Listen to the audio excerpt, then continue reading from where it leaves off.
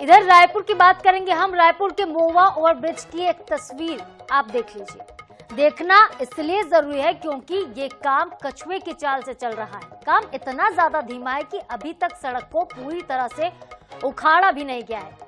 अब सवाल ये है कि जब सड़क उखाड़ी नहीं गई तो नई सड़क कब तक बनेगी, कब तक ये पूरा काम पूरा होगा।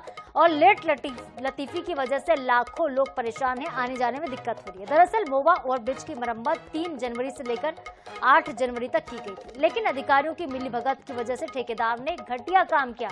इतना घटिया काम किया कि जब उप मुख्यमंत्री और पीडब्ल्यूडी मंत्री अरुण साव मौके पर पहुंचे, उन्होंने सड़क को छूकर देखा तो सड़क उखड़ने लगी। निरीक्षण के दौरान उन्होंने अधिकारियों को खराब गुणवत्ता के लिए फटकार भी लगाई, दोबारा निर्माण कार्य शुरू करने के आदेश दिए। लेकिन एक बार फिर से ये काम धीमी गति से हो रहा है और बड़ी कछुए की चाल से काम हो रहा है।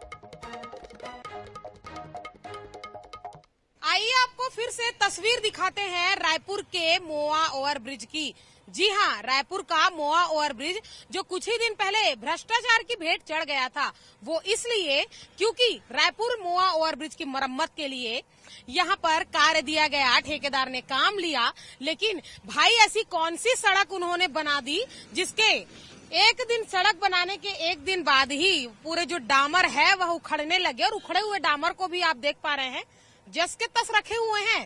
काम करने के नाम पर जो शून्य की स्थिति ग्राउंड से हम आपको इसलिए भी दिखाना जरूरी हो गया है क्योंकि काम की जो रफ्तार है वह कछुए की चाल से चली जा रही है। अरुण साव या कह लीजिए कि नगरीय प्रशासन मंत्री अरुण साव आते हैं और ठीक इस तरीके से ये जो डामर है उसे उठाकर अधिकारियों को, ठेकेदार को दिखाते हैं कि ऐसा कौन सा काम कर दिया भैया कि एक दिन में ये जो सड़क है पूरी तरीके से उखड़ गई। अधिकारियों को ऑन स्पॉट यहीं पर फटकार लगाया जाता है। उन्हें ये कहा जाता है कि उखड़ी हुई सड़कों को फिर से बनाया जाए, लेकिन किस तरीके से बनाया जा रहा है वो भी आप देखिए। मशीनें लगी हैं, मजदूर भी लगे हैं, वो अपना काम कर रहे हैं, लेकिन जिन सड़कों को उखड़ने में एक दिन का वक्त नहीं लगा, उनके मरम्मत में इतने दिन आखिर क्यों? सवाल उठते हैं, जवाब किसी के पास नहीं है क्योंकि मौके पर ठेकेदार ही मौजूद नहीं है। जल्द से जल्द बनाने के निर्देश दिए गए थे कि ताकि लोगों को परेशानी का सामना न करना पड़े। लाखों लोग यहाँ से गुजरते हैं, लाखों लोगों को कितनी समस्याएं होती है।